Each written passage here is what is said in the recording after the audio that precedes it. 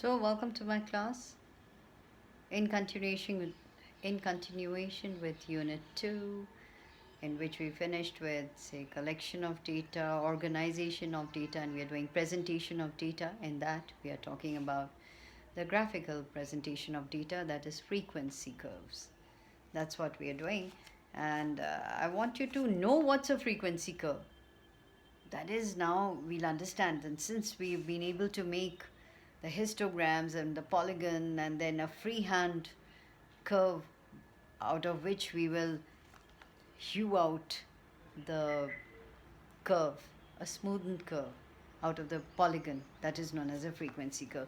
I just want you to see the top part. If you can see, first I made the frequency polygon and then you smoothen that curve just to get an idea. So I've used the pen to show you how I made the frequency curve.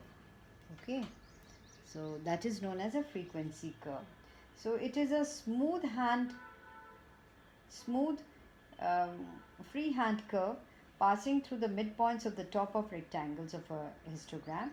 It's known as a smoothened frequency curve with freehand because here the angularities of the polygon are eliminated. So of course, as a general rule, the curve should start and end at the baseline, and it is extended at the midpoint of the class interval just outside the histogram. So I have shown you without that also. There's no need for you to make the polygon unless the question is actually asked that on a histogram show the polygon and then to make the smoothened frequency curve. But if you've just been asked to make a smoothened curve on a given histogram, then you can just construct the histogram. Then you obtain the midpoints of the upper horizontal side of each rectangle, and then you join these midpoints of the adjacent rectangles by the histogram by smooth freehand to get a frequency curve. So, and you have these smooth curves. They are not jagged, sudden turns as you see. So, and then of course extend the ends of the frequency curves to the baseline with the freehand, and this is what we've done. So this is a frequency curve.